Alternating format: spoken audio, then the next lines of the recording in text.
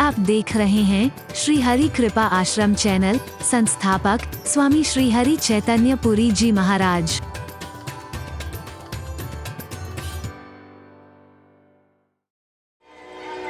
सास ने कहा कि ये ताला किसने लगाया? मैंने लगाया माता जी। क्यों लगाया? बोले नहीं, बस ऐसी कुछ तैयारी करनी थी, उसके लिए लगाया। खोलो इसको। खोला, जैसे ही खोला तो दुर्गंध का झोंका आया। क्या बन रखा है इसमें? अंदर जाके देखा तो सड़ी पत्तल है। किस खानदान से आई है तू? कैसे घर से आई है तू? हे भगवान, ये सड़ा हुआ कूड़ा यहां क्यों इकट्ठा कर रखा है? बोले माता जी, आपके बुढ़ापे की तैयारी कर रही हूं। बोले माता जी, मैंने देखा है कि शायद इस घर का ऐसा रिवाज होगा कि जो बुढ़े हो जाते हैं पत्तल में डाल करके झूठा खाना उनको दिया जाता है। महंगाई बढ़ती जा रही है, किसी ने ऐसा ना हो पत्तल भी बहुत महंगी हो जाए, इसलिए वो जो झूठी पत्तलें आपकी सास ने की रखी हुई हैं, मैं उनको इकट्ठी करके रख रही हूं। जब बुढ़ी हो जाओगी ना, आपको इसी में डाल करके खिलाऊंगी, घर का झूठा खाना खिलाऊंगी। समझदार थी, आ गई। बोले ओ हरि बोल। कल को मेरे साथ भी ऐसा होगा जो मैं आज कर रही हूं, किसके साथ में? कई लोग कहते थे महाराज जी, हमारी औलाद बिल्कुल सेवा नहीं करती। तुमने अपने बुजुर्गों की है? बच्चे तो देखते हैं ना अपने माँ बाप का, तुम कैसा अपमान कर रहे हो, या प्यार कर रहे हो, या तिरस्कार कर रहे हो। हरि बोल। अरे और किसी वजह से ना सही, अपने लिए सही, तुम्हें भी आगे जाकर के सुख मिले, कम से कम अपने बड़ों को दुखी करने की कोशिश करो। इन बुजुर्गों के मुंह से अगर हाय निकलेगी, निर्बलों के मुंह से हाय निकलेगी, निर्धनों के मुंह से अगर हाय निकलेगी, अशक्त लोगों के मुंह से अगर हाय निकलेगी, खाक कर देगी तुम्हें। मैं नहीं चाहता कि आप में से कोई खाक हो, कम से कम आप तो वो बहुत ही बड़ो जिसको लगा करके अरे खाक ना बन जाओ, राख ना बन जाओ। ऐसी मोटी हाय, निर्धनों की हाय, गरीबों की हाय, अशक्त लोगों की हाय, असमर्थ लोगों की हाय कभी मत लेना। अगर सेवा ना कर सको तो तिरस्कार मत करना, अपमान मत करना। हरि बोल, जोर से बोलना। परमात्मा की कृपा से आप मां शब्द की गरिमा को समझ सको और फिर बोलो जय जय मां, जय जय मां, जय जय मां, जय जय मां। बोलो पूरा कर। जय जय मां, जय जय मां, जय जय मां, जय जय मां, जय जय मां।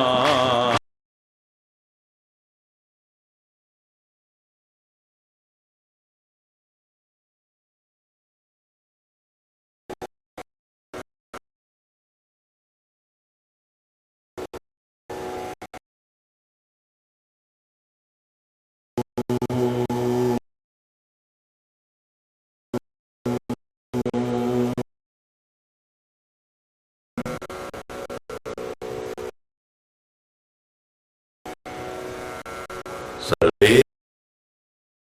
सुखिनः सन्तु निरामय, सर्वे भद्राणि पश्यन्तु मा कश्चित् दुःखं भवेत्।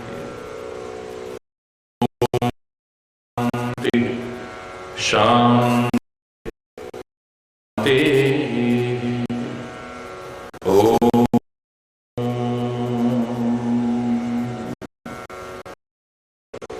त्वमेव माता पिता,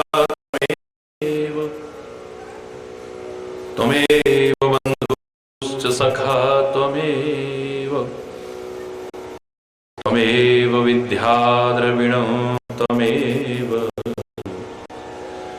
त्वमेव सर्वं मम देव देव। ओम शांति शांति शांति।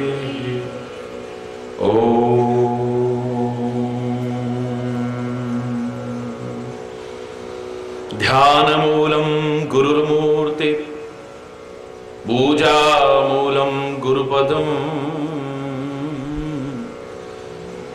मंत्रमूलं गुरुर्वाक्यं, मोक्षमूलं गुरुकृपा।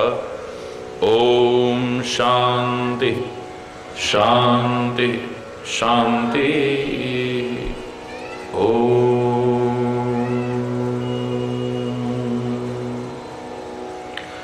सर्वमंगलमांगल्ये शिवे सर्वार्थ साधिके, शरण्ये त्र्यंबके गौरी नारायणी नमोस्तुते। ओम शांति शांति शांति।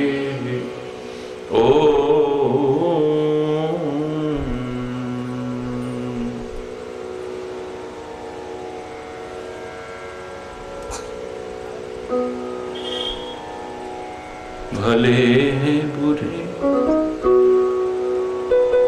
तेरी शरण आए, तुम ही कहो हम कहाँ लौट जाए।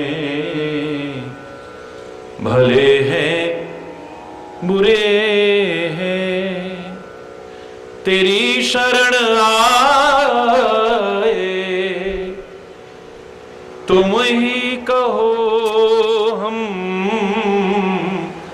कहाँ लौट जाए। भले हैं बुरे हैं, भले हैं बुरे हैं तेरी शरण आए, तुम ही कहो हम कहाँ लौट जाए। भले हैं बुरे हैं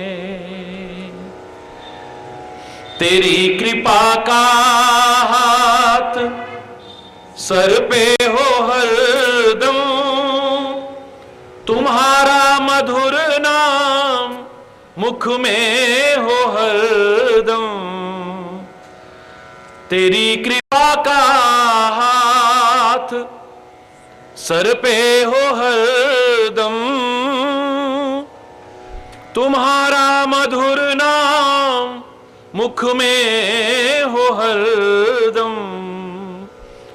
चरणों में गिर कर विनती सुनाए, तुम ही कहो हम कहाँ लौट जाए। भले हैं बुरे हैं तेरी शरण आए,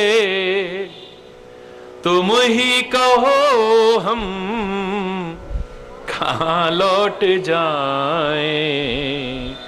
भले हैं बुरे तुम्हारे सिवा न तारा, विवश होके अब हमने तुमको पुकारा। तुम्हारे सिवा न कोई हमारा, विवश होके अब हमने तुमको पुकारा।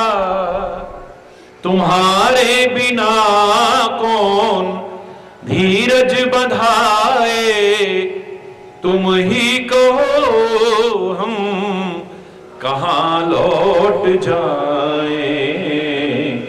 भले हैं बुरे हैं तेरी शरण आए, तुम ही कहो हम कहां लौट जाएं, भले हैं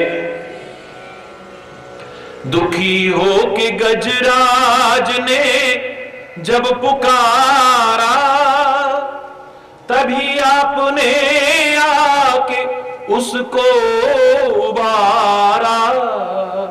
दुखी हो के गजराज ने जब पुकारा, तभी आपने आके उसको उबारा।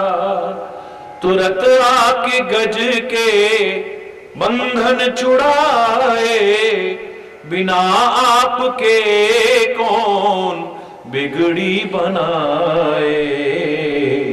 भले हैं बुरे हैं तेरी शरण आए, तुम ही कहो हम कहां लौट जाएं, भले हैं बुरे हैं। तुम ही प्राण धन हो, तुम ही मेरे स्वामी, तुमसे कहूं क्या मैं अपनी कहानी। तुम ही प्राणधन हो, तुम ही मेरे, तुमसे कहूं क्या मैं अपनी कहानी। तेरे चरणों में अपना जीवन लुटाए, तेरे दास कहला के किसके कहां। भले हैं बुरे हैं तेरी शरण आए, तुम ही कहो हम कहां लौट जाएं, भले हैं बुरे।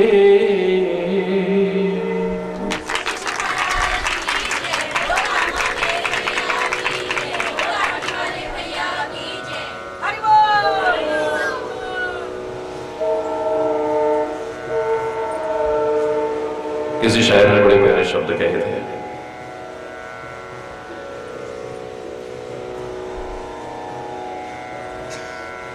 जो मस्ती उसकी कृपा की नजरों में है वो मदिरालय में नहीं। हरि बोल। मेरी दिल की कोई महालय में नहीं, शीतलता पाने के लिए कहां भटकता है वो मानव, जो मां की गोद में है वो हिमालय में नहीं।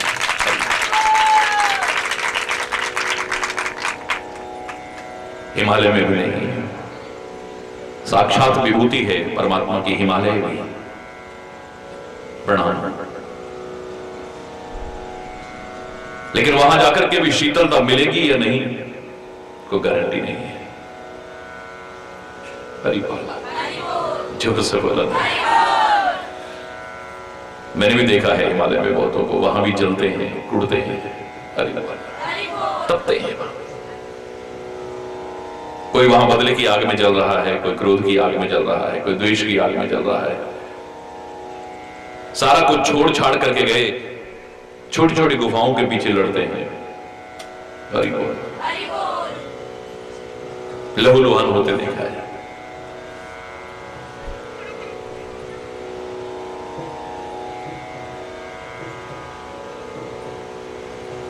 दुनिया में अगर कोई ऐसा है जिसकी कोई उपमा ना दी जा सके तो वो मां ही हो सकती है, कोई और।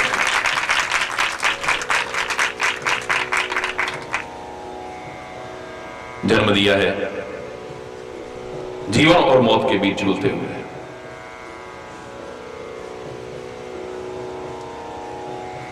फिर कह रहा हूं, उस एक घड़ी का कर्जा भी हम लाख जन्म लेकर के चुकाने की सामर्थ्य भी विकसित नहीं कर सकते।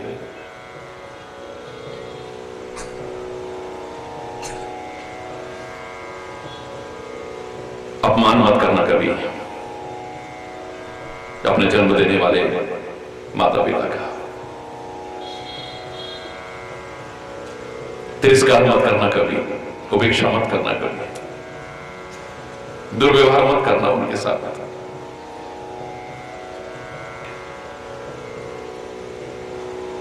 कहां देवता और देवी ढूंढना चाहोगे? राक्षस वही तो है जो किसी की जिंदगी ले ले। तू अपने बारे में सोच। अगर ये राक्षस और राक्षसी बन गए होते ना, तेरे जन्म लेने से पहले ही तेरे को खत्म कर दिया होता। हरि बोल।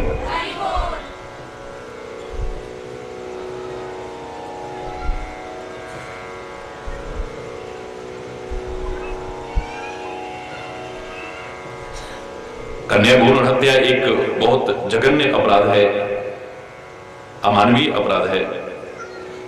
बहुत विस्तार से उस पर चर्चा करता रहा हूं मैं और करता रहूंगा, लेकिन तेरे बारे में कह रहा हूं।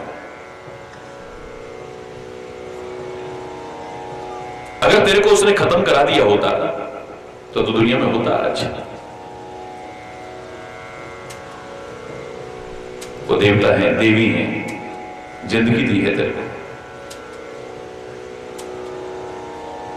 उस माता को चुनरी चढ़ाना बड़ी अच्छी बात है, चूड़ियां चढ़ाना बड़ी अच्छी बात है, नारियल चढ़ाना बड़ी अच्छी बात है, आरती उतारना बड़ी अच्छी बात है, लेकिन इस मां का भी तिरस्कार मत करना चाहिए। हरि बोल। इसका भी अपमान मत करना कभी।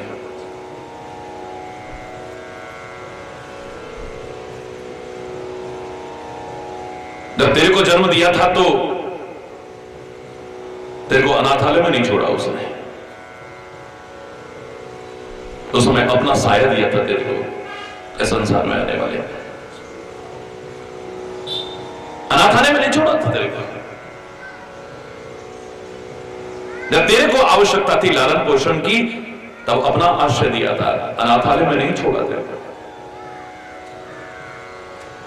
अब उनको सेवा की आवश्यकता है, उनको वृद्धाश्रम में मत छोड़ना, उपेक्षित मत छोड़ना, अपना आश्रय देना, सेवा करना। हरि बोल। जोर से बोलो।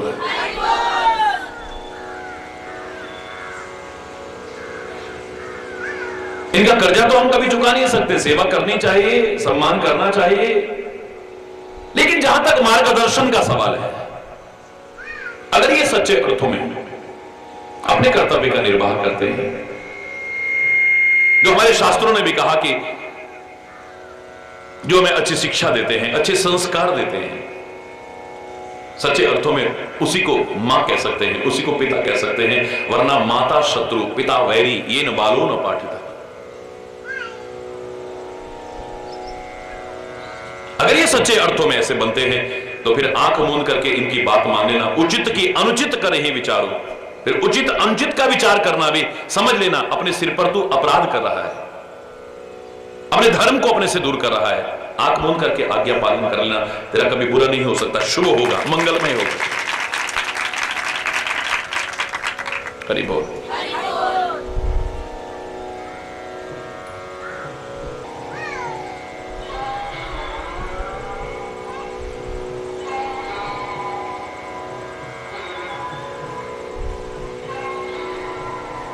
माँ बाप के आशीर्वाद में क्या है, माँ बाप की सेवा में क्या है। वैसे भी हमारे महर्षियों ने क्या चिंतन दिया था, बड़ों की सेवा में और उनको प्रणाम करने में। ये चीजें तो अजमा के देख लेना, तुम्हें स्वाभाविक मिलती हैं। कौन कौन सी? आयुर्विद्या यशो बलम। पता नहीं कितने संकट टलते हैं तुम्हारे, तुम नहीं जानते हो।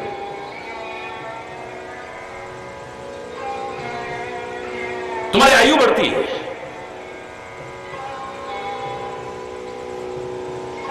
विद्या मिलती है तुम्हें, यश के अधिकारी बनते हो तुम, और बल के अधिकारी बनते हो। और मैं तो कह रहा हूं ये बहुत गिनी चुनी चीजें हैं। तो बड़ों की सेवा करके क्या नहीं मिलता है, मैं तो इससे भी आगे कहा करता हूं। याद करो, मैंने आपसे कहा था ईश्वर की कृपा मेरे पर है, मेरे गुरु महाराज की कृपा मेरे ऊपर है, लेकिन बड़ों का जो आशीर्वाद मिला है उसके महत्व को भी कम करके नहीं आका मैंने कभी। अभिमान से नहीं कहा था और आत्म प्रशंसा के लिए नहीं कहा, सेल्फ प्रेजिंग के लिए नहीं, आपको प्रेरणा देने के लिए कहा था। बाल्यावस्था में आदत थी माता पिता की सेवा, उनका आज्ञा पालन।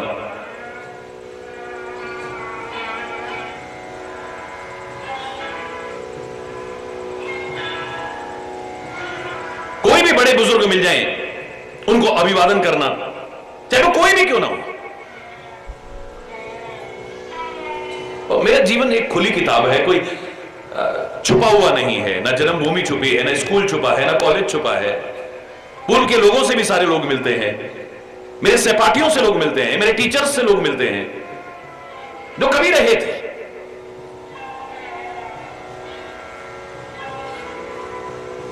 कई बार मजाक उड़ता था, ये तुम्हारी औकात के, तुम इनके भी पैर छू लेते हो, मजदूर आया उसके भी पैर छू लेते हो,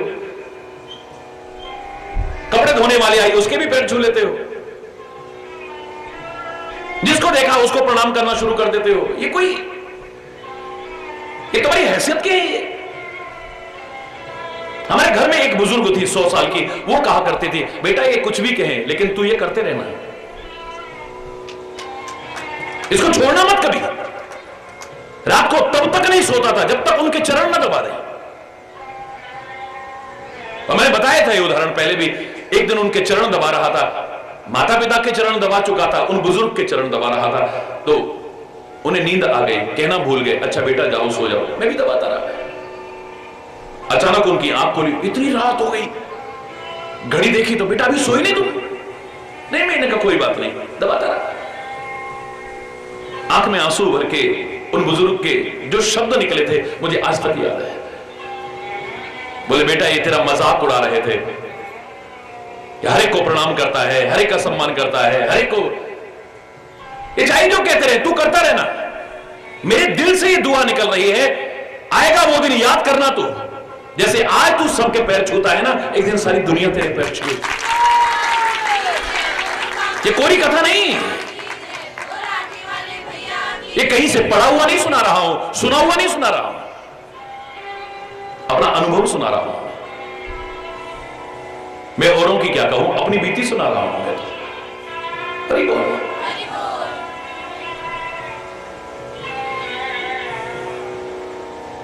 बड़ों के आशीर्वाद से क्या मिलता है मैंने अनुभव किया है, करोड़ों लोगों ने अनुभव किया है, तो भी करके देखो। हरि बोल। मैं तो कई बार कहा करता हूं कि जिस औलाद के होने पर माता पिता के मन में अगर आ गया, ऐसी औलाद तो न हुई होती तो अच्छा था। ये औलाद होते मर क्यों नहीं गई? तो ऐसी मुसीबत, रावण पैदा हो गया हमारे घर में, कंस पैदा हो गया हमारे घर में। धिक्कार है ऐसी औलाद को, धिक्कार है, बार बार धिक्कार है ऐसी औलाद को। और जिस औलाद के भी मन में अगर आया, ऐसे मां बाप हमारे क्यों मिले होंगे हमें? ये शराबी, जुआरी, कबाबी, इतने ये दुनिया भर के गलत गलत गलत गलत, ऐसे घर में हमको भगवान तो ने जन्म क्यों दिया होगा? अगर औलाद के मन में भी ऐसा आया, आना नहीं चाहिए, अगर आया है तो धिक्कार है ऐसे मां बाप को भी। जो धर्मात्मा हैं, अच्छे स्वभाव वाले हैं, अच्छे आचरण वाले हैं, ऐसे सास ससुर के मन में आ गया, ये बहू हमको क्यों मिली होगी? जब से आई हमारे घर को नरक बना करके रख दिया है, परिवार को काट करके रख दिया, छांट करके अलग अलग कर दिया है सब। धिक्कार है ऐसी बहू। और जिस सुंदर स्वभाव वाली, सुंदर आचरण वाली बहू के मन में आ गया कि ऐसे नरक घर में मैं क्यों आ गई, ऐसे दुष्ट मेरे को क्यों मिल गए, हर समय ताने मारते रहते हैं, हर समय उलाने मारते रहते हैं, हर समय सताते रहते हैं, हर समय मेरे को, ये भगवान ऐसा घर मेरे को क्यों मिला होगा? तो धिक्कार है ऐसे सास ससुर को।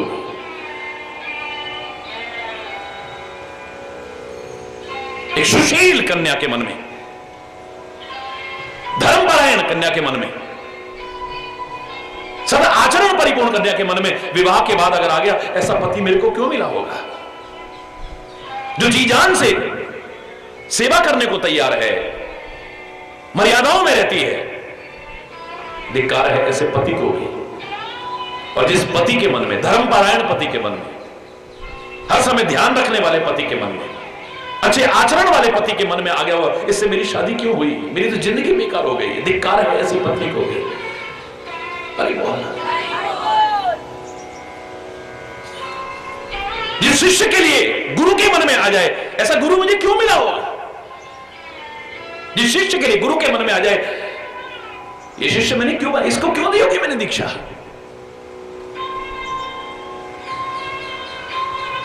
ये मेरे शिष्य बनने योग्य नहीं है।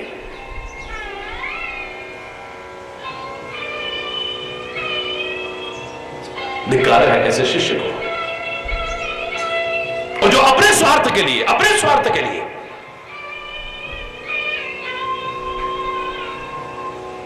शिष्य की जीवन की प्रगति के आड़े आता है,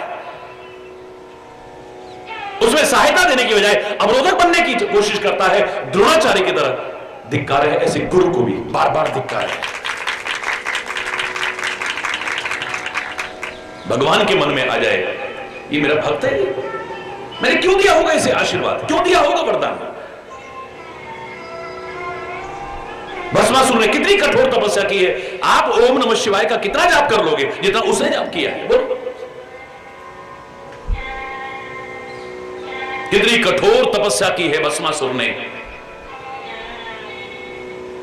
भगवान शंकर प्रकट हुए, पुत्र वरदान मांगो, क्या मांगते हो, जिसके सिर के ऊपर हाथ रखूं वो जल करके खाक हो जाए। हरि बोल। भगवान शंकर कह तो उठे, तथास्तु। इतिहास साक्षी है, उस इतिहास को सुनकर के आप कह सकते हो कि भगवान शंकर के मन में प्रसन्नता हुई होगी, क्या उन्हें लगा होगा कि मैंने अच्छे व्यक्ति को वरदान दिया है, सही व्यक्ति को वरदान दिया है, शक्ति सामर्थ्य जो मैंने इसे दिए इसका दुरुपयोग करने का भाव आया। लाख कठोर तपस्या की हो, कितना भी जप किया हो, कितना भी तप किया हो, कितना भी साधन किया हो, ऐसे भक्त को बार बार धिक्कार है बार। रावण ने कितना कठोर तप किया है, अपनी गर्दन तक काट काट करके चढ़ा दी है। ब्रह्मा जी भी प्रकट हो गए, शंकर जी भी प्रकट हो गए, और ये बड़ा महान व्यक्तित्व नजर आ रहा है। इतनी कठोर तपस्या के बाद दोनों मिलकर के तपस्या का वरदान दे रहे हैं, कहीं हमसे गड़बड़ ना हो जाए। बताओ, शंकर जी के मन में और ब्रह्मा जी के मन में आया, कहीं कोई कमी ना रह जाए, दोनों मिलकर के वरदान देते हैं। इतनी कठोर तपस्या है। क्या मांगना चाहते हो? आप रामायण में पढ़ते हैं भगवान शंकर ने अकेले नहीं दिया है, विधाता की, क्योंकि मुझसे कई बार ऐसा हो चुका है, भगवान शिव जी भोलेपन में पता नहीं क्या क्या कर जाते हैं, विधाता को साथ रखा, उसकी सृष्टि के नियमों में कहीं गड़बड़ ना हो जाए। मैं ब्रह्मा मिलते ही वर दीना, भगवान शंकर कहते पार्वती मैंने और ब्रह्मा ने मिलकर के वरदान दिया, अब मुझसे कहीं चूक ना हो जाए।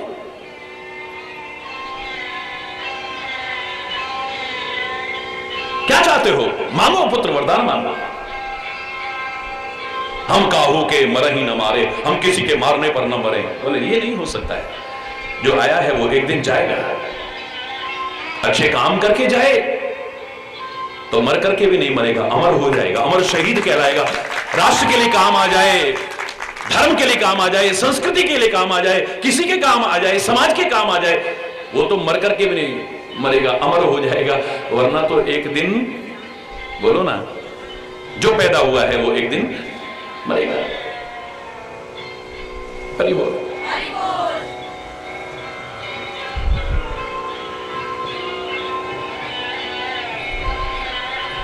और कुछ वरदान मांगो तो ठीक है। वानर मनुज जाति दोबारे, अगर आप हमें यह वरदान नहीं दे सकते कि हम किसी के द्वारा भी न मरे, तो बंदर और मनुष्य को छोड़ करके कोई और हमें न मार सके, ये तो दे सकते हो, तथास्तु। हरि बोल। लेकिन रावण के कर्म देख करके, रावण के आचरण देख करके, रावण की प्रवृत्तियां देख करके क्या ब्रह्मा के मन में खुशी होती होगी? क्या भगवान शंकर के मन में प्रसन्नता होती होगी? मैं तो कहता हूं ऐसा उदाहरण आपने नहीं सुना होगा कि भगवान अपने भक्त की नगरी में आग लगाए। स्वयं उसके सर्वनाश का मार्ग सुझाए और सर्वनाश करने की सोचे। भगवान अपने भक्त की, भगवान शंकर स्वयं हनुमान बन करके उसकी नगरी में आग लगाते हैं। हरि बोल। उसके बाद में प्रमुख सहायक बनते हैं। मैंने नहीं सुना ऐसा, कहीं सुना है आपने?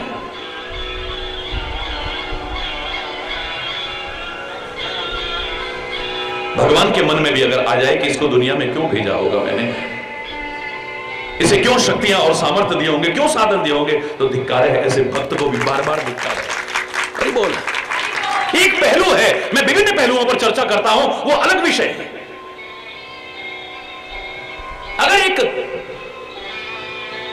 मां बाप के मन में आ गया कि क्यों पैदा हुए होंगे हमारे घर में, भगवान ऐसी औलाद तो न देते तो अच्छा था, होते ही मर जाती तो कहीं अच्छा था। और होता है ऐसा, बहुतों के सुन चुका हूं ऐसे शब्द।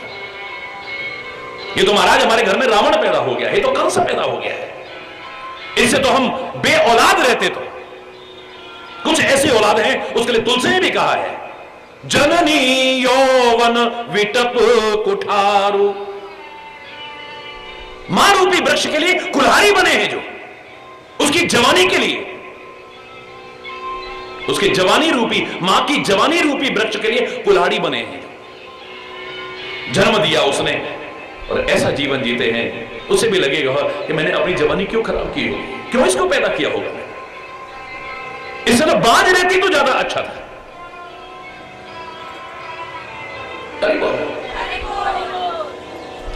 पर हम तो मां के मार्गदर्शन की बात कर रहे हैं।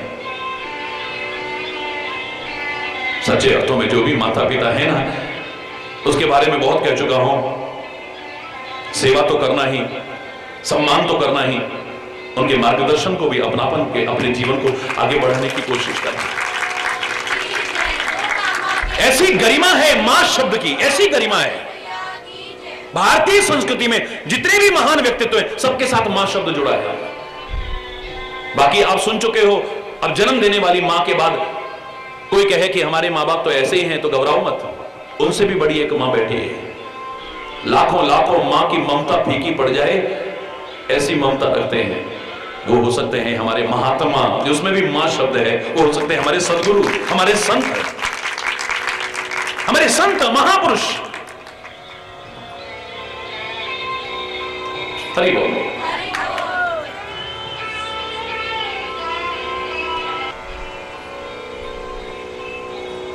अगर आपको जन्म देने वाली मां का मार्गदर्शन समझ में ना आए तो घबराओ मत। पहले उससे बड़ी मां तो तुम्हारे अंदर बैठी है, तुम्हारे अंदर, अपने अंदर। उसको कहते हैं आत्मा, मन का नहीं। आत्मा का मार्गदर्शन अपना लेना, तुम्हारे जीवन का उत्थान हो जाएगा, कभी पतन नहीं होगा।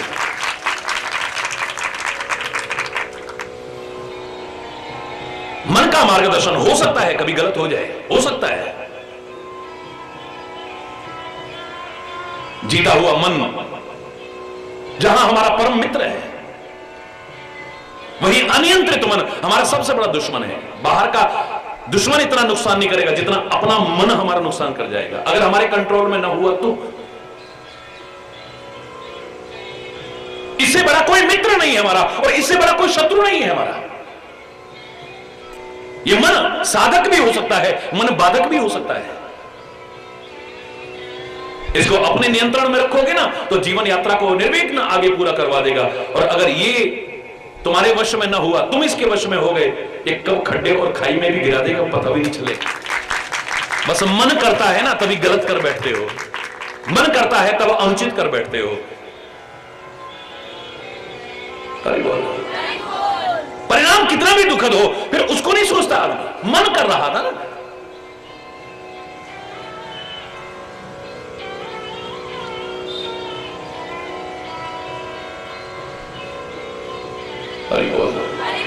क्या करें, कंट्रोल नहीं होता। उत्तर ये होता है,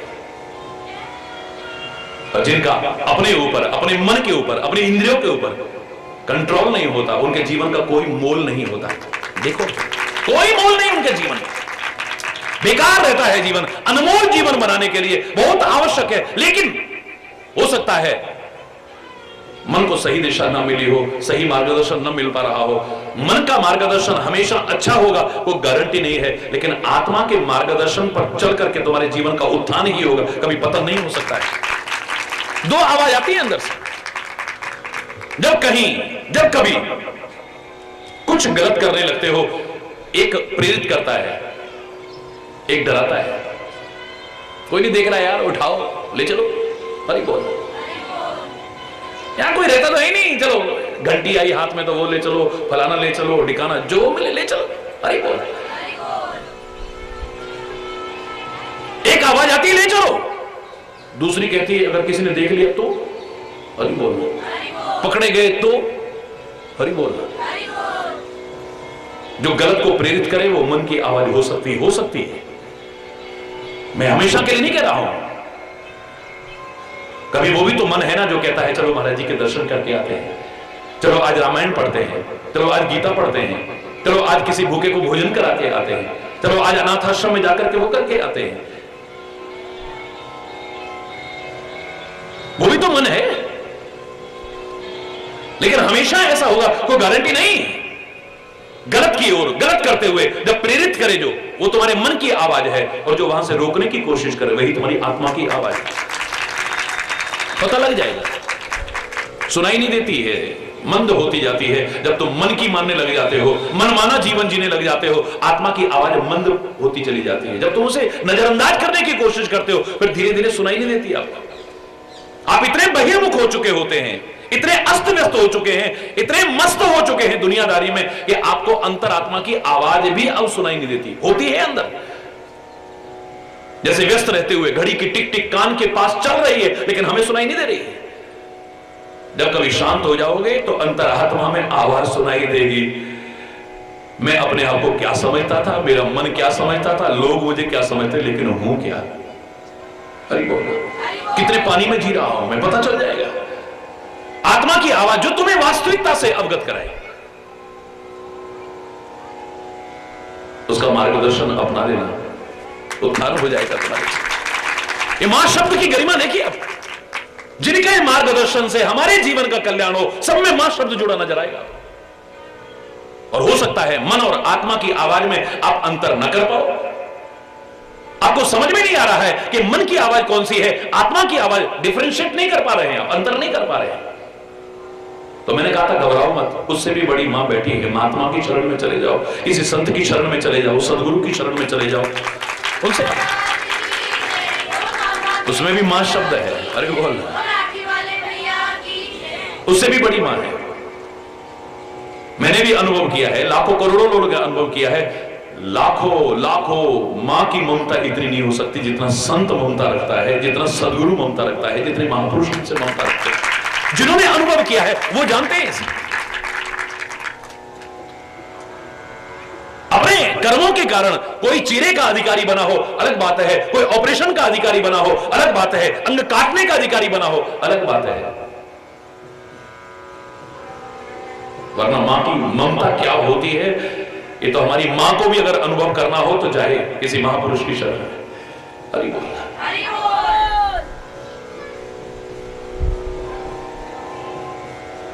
महात्मा का तात्पर्य नहीं कि जो घर बार छोड़े हुए लोग हों उन्हीं को महात्मा कहते हैं, जिन्होंने जटा बढ़ा रखी हो या सिर मुंडवा रखे हो उन्हीं को महात्मा कहते हो, जिन्होंने भगवे या श्वेत वस्त्र पहन रखे हो उन्हीं को कहते हो, ऐसा भी नहीं है। जिन्होंने इस प्रकार का तिलक लगा रखा हो, हाथ में दंड कमंडल हो, त्रिशूल हो हाथ में, उन्हीं को कहते हो, ऐसा भी नहीं है। भभूति रमा रखी हो या ऐसा कर रखा हो, वाह्य विभिन्न प्रकार के चिन्ह और आडंबर धारण कर रखे हो, उन्हीं को कहते हो। ऐसी परिभाषा किसी शास्त्र में नहीं दी है। जिसके अंदर क्षमा है, जिसके अंदर करुणा है, जिसके अंदर कोमलता है, जिसके अंदर उदारता है, जिसके अंदर परदुख कातरता है, जिसके अंदर परोपकार है, भला करने वाले का भी जो भला चाहे और बुरा करने वाले का भी जो भला चाहे, भला चाहने वाले का भी भला चाहे और बुरा चाहने वाले का भी जो भला चाहे, वही संत है।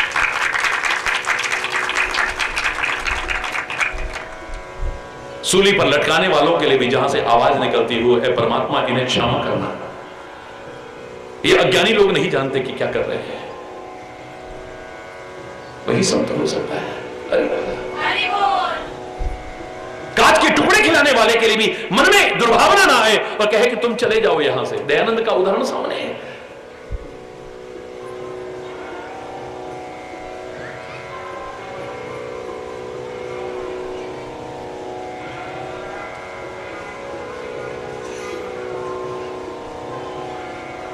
बीच बाजार में भी खड़ा होकर अगर कहना पड़ जाए तो अंदर की आवाज वही उभर के आएगी जो अंदर है। क्या कबीरा खड़ा बाजार में मांगे सबकी खैर, ना काऊ सो दोस्ती ना काऊ सो है। सब बराबर है जिसके लिए, जो अपने कर्तव्य का ठीक से निर्वाह करता है, उसका सबसे बड़ा कर्तव्य क्या हो सकता है? इस संसार के लोग सुखी कैसे हो जाएं, इनके दुखों का निवारण कैसे हो जाए, इनके जीवन को सही दिशा कैसे मिल जाए। कथनी और करनी का अंतर मिटा करके जो सही मार्गदर्शन देने की कोशिश करता है। खाली अट्टालिकाओं में रहने का जिसका मन न हो, खाली भोग विलासों में लिप्त रहने का जिसका मन न हो, जंगल में रहे तो वही प्रसन्नता, झोपड़ी में रहे तो वही प्रसन्नता, महल में रहे तो वही प्रसन्नता, सुख में रहे तो वही प्रसन्नता, दुख में रहे तो वही प्रसन्नता, मान में रहे वही प्रसन्नता, अपमान में रहे वही प्रसन्नता, अनुकूलता में रहे वही प्रसन्नता, प्रतिकूलता में रहे वही प्रसन्नता। जिसके अंदर में हो सकता है, बाहर कई बार दिखाने के लिए ऐसा हो, अंदर हर समय प्रसन्नता ही प्रसन्नता है। अगर उसके अंदर कहीं उदासी आई है तो इसलिए तुम्हारा जीवन गलत दिशा में है, तुम दुखी हो, तुम परेशान हो, तुम चिंतित हो। उसके दुख का कारण यही हो सकता है, अपने दुख का कारण नहीं है उसका। जो अपने लिए कभी दुखी नहीं हुआ है, दूसरे को दुख को देख करके दुखी होता है, वो संत। हरि बोल।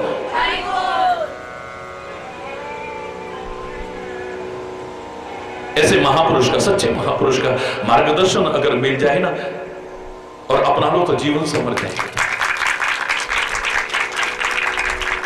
सौभाग्यशाली हैं जिन्हें सच्चा संत मिल जाए, वो सौभाग्यशाली हैं जिन्हें सच्चा सद्गुरु मिल जाए, वो सौभाग्यशाली हैं जिन्हें सच्चा महात्मा मिल जाए। जब द्रवय दीन दयाल तब साधु संगत पाइए।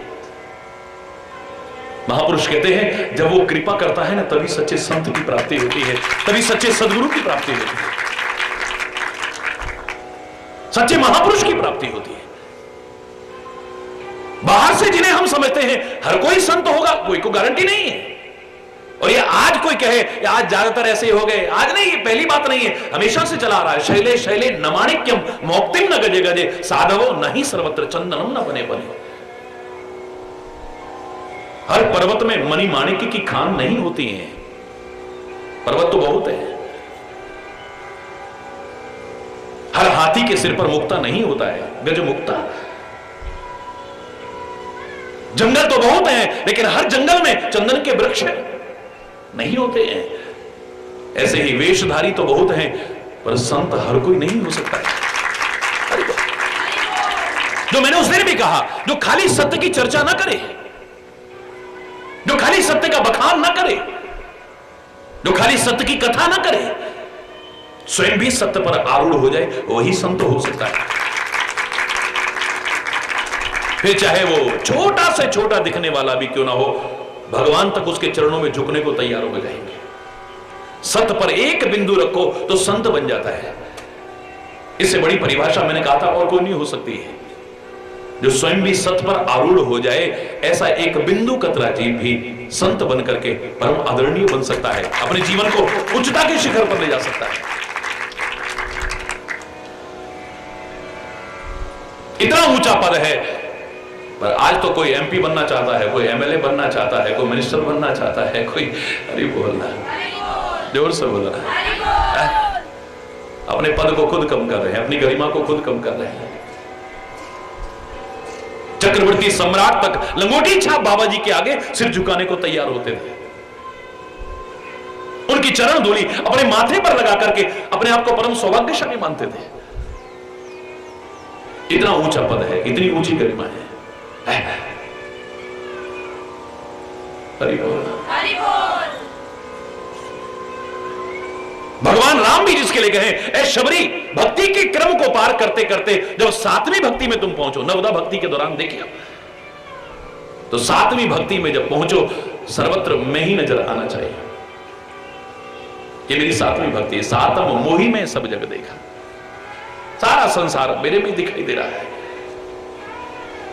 लेकिन उस समय भी एक भेदभाव कर लेना, अभेद दृष्टि होते हुए भी, मोते अधिक संत कर लेखा, मेरे से भी ज्यादा अगर किसी को मानो तो संत को मानना, कोई और नहीं।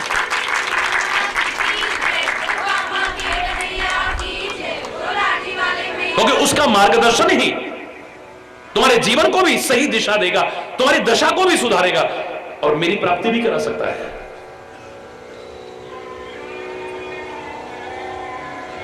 बिन सत्संग विवेक न होए, बिना सत्संग के विवेक होगा भी नहीं। क्या सही है, क्या गलत है, क्या उचित है, क्या अनुचित है, पता ही नहीं चलेगा। हरि बोल। मनमाना जीवन जीते रहेंगे, मनमाना आचरण करते रहेंगे और एक दिन दुख के अधिकारी बनेंगे। जो संत नहीं चाहते, महापुरुष नहीं चाहते, हमारा सदगुरु नहीं चाहता, उनके अंदर से तो एक ही आवाज आती है, सुखी बसे संसार सब, दुखिया रहे न कोई। ये अभिलाषा है प्रभु मेरी पूर्ण हो। सर्वे भवन्तु सुखिनः, सर्वे सन्तु निरामया, सर्वे भद्राणि पश्यन्तु, मां कश्चित् दुख भागो। कहीं दुख दिखाई ना दे। पर उनके मार्गदर्शन को अपना करके जीवन में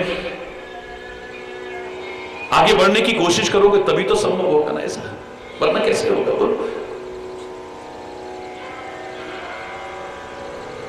हमारे महापुरुषों ने चैलेंज करके कहा है कि इन चीजों को पाना चाहो, कोई और दूसरी उपाय हो ही नहीं सकता है दुनिया में।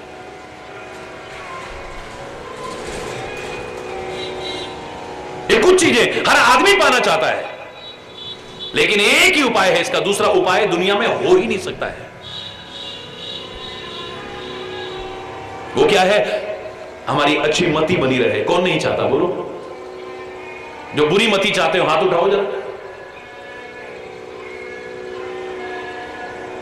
और जो अच्छी मति चाहते हैं हमारी बुद्धि अच्छी बनी रहे, वो जरा हाथ उठाओ। तो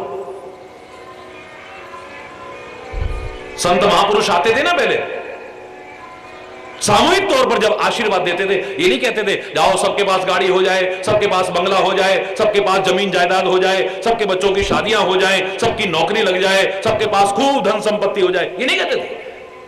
सामूहिक रूप से अगर वरदान देते थे तो क्या कहते थे? ईश्वर अल्लाह तेरो नाम, सबको सन्मति दे भगवान।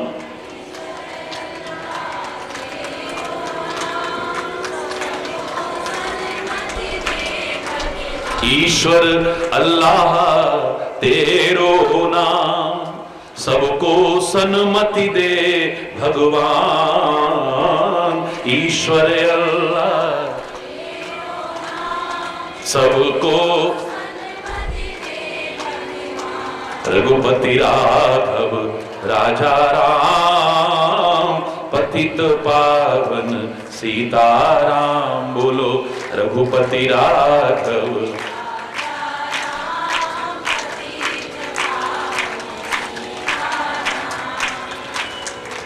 मेरी एक कामना है, हर संत के मुख से ये आवाज निकलती है कि शुभ कामना है मेरी, प्रभु सबको दे सन्मति। ये सद्भावना है मेरी, है परमात्मा सबको सुमति देना, कुमति न रहे किसी के अंदर। क्या हो जाएगा इससे महाराज जी? अरे सुमति को क्या खाएंगे? क्या मिलेगा सुमति? अगर सुमति आ भी गई तो क्या हो जाएगा? ये कहो कि सुमति आने से क्या नहीं आ जाएगा तुम्हारे पास? जहां सुमति तहां संपत्ति नाना, और जहां कुमति तहां विपत्ति निदाना। जहां कुमति होगी वहां विपत्तियां ही विपत्तियां आएंगी, और जहां सुमति होगी वहां संपत्ति ही संपत्ति होगी। जीवन में अगर सुख चाहते हो, समृद्धि चाहते हो, खुशहाली चाहते हो, तो सन्मति बहुत जरूरी है, अच्छी मति बहुत जरूरी है। पर कहां से मिलेगी? इस मति को खराब करने वाले तो बहुत है, मति को सुधारने वाले कितने हैं? ये मति को सुमति बनाने वाले कितने हैं?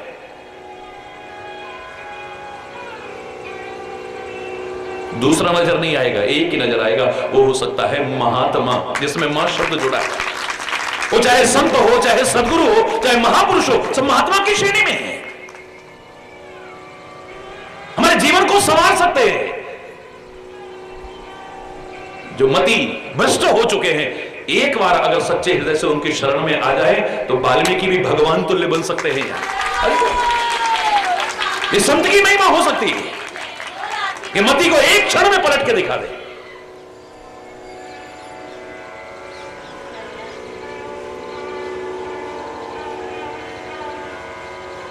एक क्षण में परशुराम जी तो भगवान के स्वरूप है, लेकिन उनकी मति में भी पता नहीं क्या क्या आ रहा था, तो वहां तो भगवान ने कृपा कर दी। उल्टे मटर परशुधर मति के, भगवान परशुराम की मति के एकदम से जो कपाट थे वो उल्टे, यानी पहले उल्टे होंगे ना, तभी तो उल्टे। अरे बोल, भगवान को पहचाना, अरे मैं किनके साथ ऐसा कर रहा हूं?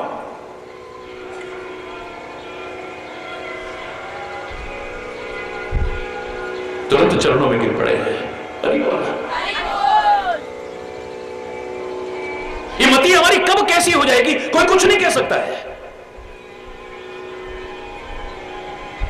इसलिए सत्संग हमारी मति को सुमति में बदल सकता है, लेकिन निरंतर सत्संग की आवश्यकता है कि आगे भी सुमति बनी रहे। इसके लिए एक क्षण भी सत्संग हमसे दूर ना हो जाए।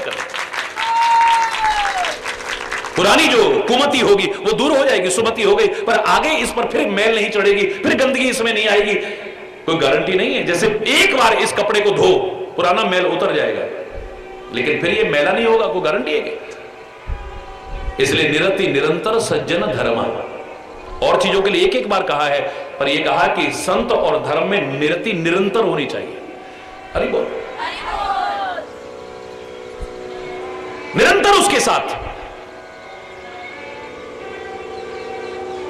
मन का कोई भरोसा नहीं है, मति का कोई भरोसा नहीं है, कब किधर चली जाएगी, कब बुद्धि कुबुद्धि बन जाए, कब बुद्धि सुबुद्धि बन जाए, पता नहीं है। एक जगह पता है, बस एक जगह पता है, अगर किसी संत के, महापुरुष के, सदगुरु की शरण ले रखी है तो मति सुमति ही रहेगी, कुमति नहीं हो सकती। कुमति ही दूर करती है, सत्संग से दूर करती है। मैं खूब अनुभव करता हूं, बहुत अच्छी तरह से अनुभव करता हूं। जब मति खराब होने लगती है ना आदमी, तब थोड़ा सा सत्संग से कटने लगता है। हरि बोल, यही पहचाना है उसकी, फिर उसे अच्छा नहीं लगेगा। वो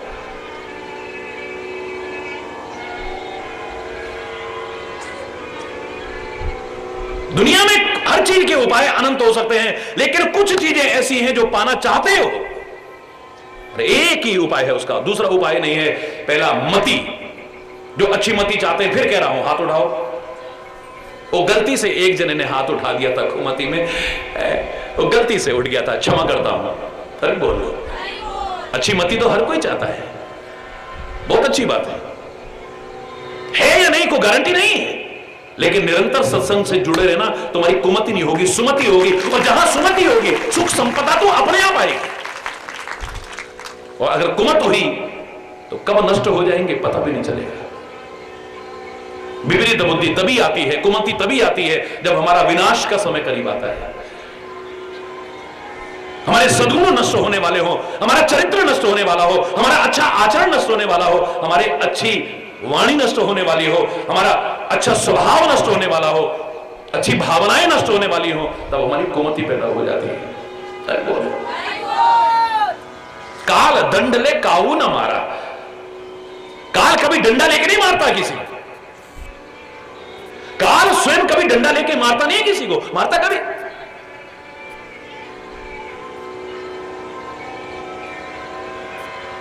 एक चौपाई लोगों ने बना रखी थी और बड़ी प्रचलित थी, जा कहां प्रभु दारुण दुख देही, ताकि मति पहले ही हर ले। उसकी मति का हरण कर लेते हैं। भगवान दुख नहीं देते किसी को, लेकिन लोगों ने ऐसा बना रखा था, और ये हकीकत है। दुख का समय जब करीब आता है, सबसे पहले हमारी मति खराब होती है। जहां नहीं जाना चाहिए हम वहां भागते हैं, जहां जाना चाहिए था, जहां सुख का मार्ग प्रशस्त होता, जहां दुखों की निवृत्ति होती, एक बार वहां चले जाते, बाकी क्या चीज। अरे बाबू,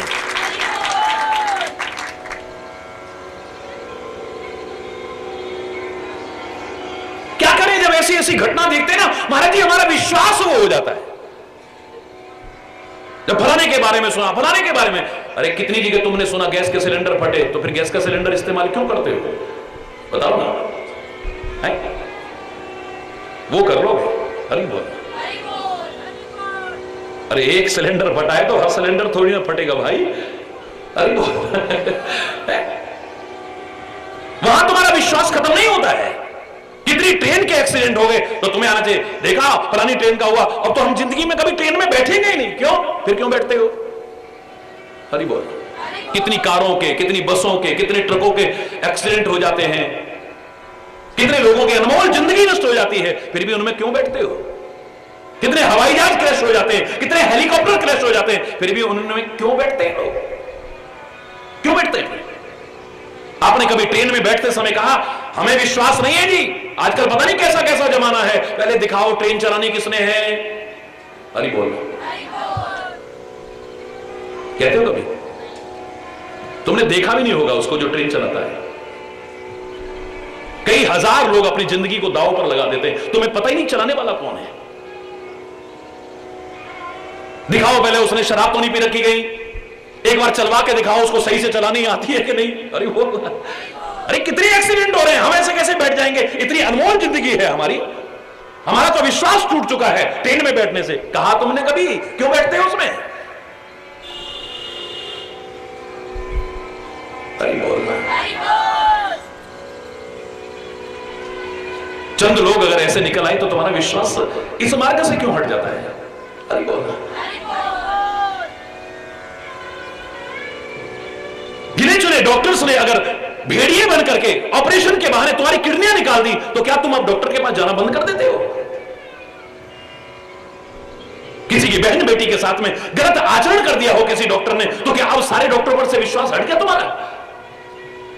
ऑपरेशन थिएटर में हम नहीं भेजेंगे, हम सामने खड़े रहेंगे, तुम बेहोश करके पता नहीं क्या करोगे, जब तक हम खड़े नहीं होंगे ऑपरेशन नहीं कर सकते हो डॉक्टर साहब, अरे बोल। कहा किसने कभी, सौंप देते हो उसके हाथों में,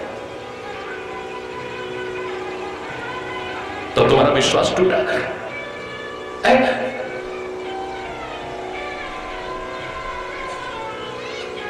तो ये मार्ग तो विश्वास का है भाई, बिना विश्वास के तो यहां कुछ भी नहीं है। मैं तो खुले शब्दों में कह सकता हूं, ना भगवान कुछ दे सकते हैं, सब कुछ है उनके पास, ना देवी देवता कुछ दे सकते हैं, सब कुछ है उनके पास, ना संत महापुरुष दे सकते हैं, सब कुछ है उनके पास, ना तीर्थ कुछ दे सकते हैं, सब कुछ है उनके पास।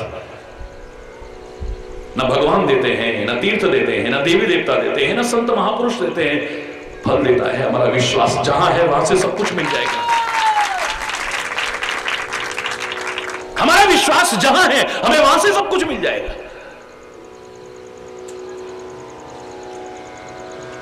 और विश्वास नहीं है तो सारी दुनिया में भटकते रहना, कहीं कुछ भी नहीं मिलेगा। उस क्षेत्र को और बदनाम करोगे, उस स्थान को भी बदनाम करोगे। हम तो वहां कितनी बार गए, लोग कहते हैं वहां अंधन को आंख मिलती है, कोड़ियों को काया मिलती है, हमें तो कुछ नहीं मिला। बांझन को पुत्र मिलता है, फलाना मिलता है, हमें तो कुछ नहीं मिला।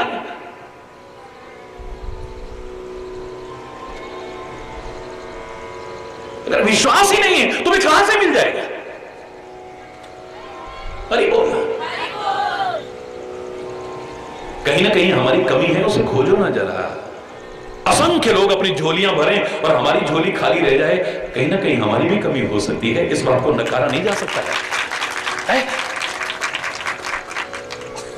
मति की रति बोलो, गति भूति भलाई, जब जेहि जतन जहां जेहि पाई, सो जानव सत्संग प्रभाव, लोकहु वेद न आन उपाव। हरि बोल।